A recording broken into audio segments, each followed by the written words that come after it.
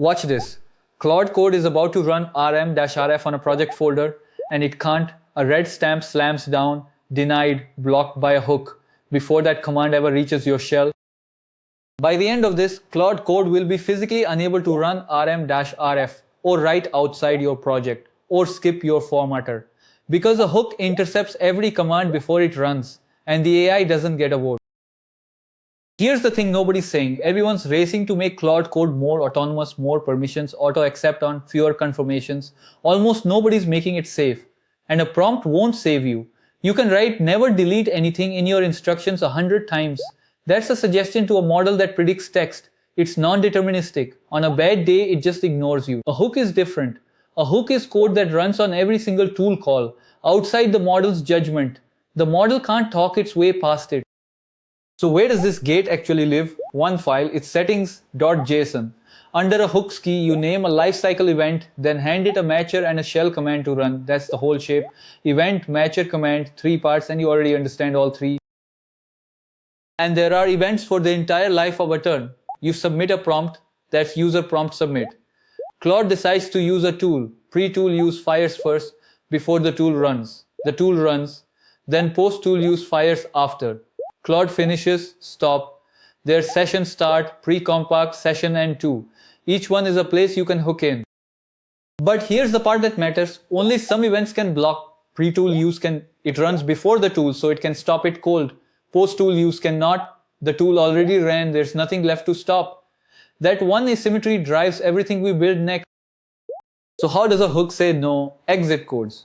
Your command exit 0, manish, success, allowed, exit 2, that's the block signal, and whatever you print to stdar becomes the reason Claude sees.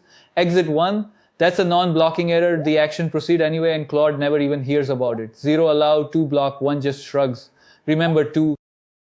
Build 1, open settings.json. Under hooks, add a PreToolUse entry. Matcher bash, so it only fires on shell commands. The command is a tiny script. Read the command Claude wants to run, check it for rm-rf, and if it matches, exit 2 with a message, destructive delete blocked. Save. Now Claude tries rm-rf build. The hook fires first, sees the pattern, exits 2, denied. Claude gets the reason back and has to find another way. You just made a whole class of command impossible. But wait, watch what a smart model does next. It runs rm-r-f, same command, just a space between the flags, and our grep for rm-rf sees nothing, walks right through. This is the honest part most tutorials skip. A string match is bypassable. rm-r-f, find.-delete, redirecting over a file, git clean-f dx, all destructive, none caught by that one pattern. So you broaden the matcher, match rm with recursive and force flags in any order, or better, drop exit 2 and return structured JSON instead. Permission decision deny with a reason. Same block, cleaner contract. The lesson, a guardrail is only as strong as the pattern behind it, and you widen it as you learn. Build 2. Stop Claude writing outside your project. Another PreToolUse hook, this time matching edit and write, the file tools. The command checks the target path. Is it inside your project directory? If it's reaching for your home folder, your SSH keys, etc., exit 2, denied. Now the agent is boxed into the repo it's meant to touch. But watch the matcher, write it as the bare word edit, fine. Write edit.star thinking edit and anything, that's a regex. And edit.star also matches notebook edit, which you never meant.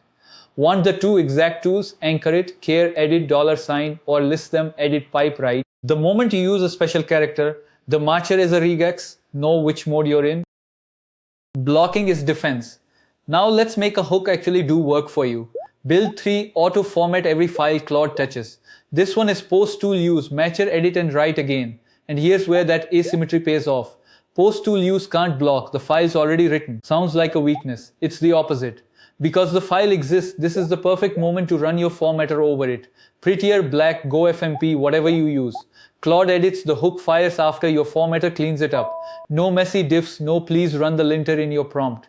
Blocking events guard, after events clean. Same machinery, opposite job, and picking the right event is the whole skill. Build 4. Give Claude information it doesn't have. UserPromptSubmit and session_start can inject context.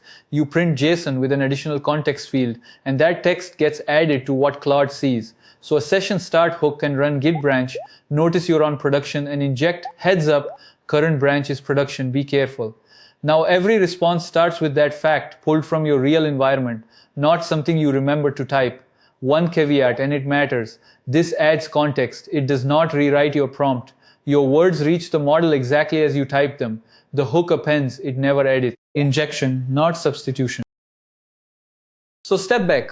4 hooks. 2 that block dangerous commands, 1 that cleans up after every edit, 1 that feeds Claude the truth about your environment, and all 4 run whether the AI cooperates or not. That's the mental model. A hook is deterministic policy that sits outside the model's judgment. It runs on the event every time, no vote. But be honest about the ceiling. A hook runs with your shell's privileges. It is not a sandbox, not a security boundary against a truly hostile process. It's a guardrail against an eager assistant doing something dumb. Deterministic policy, not a prison. Here's the finished settings.json, 4 hooks, 1 file, that's the leash.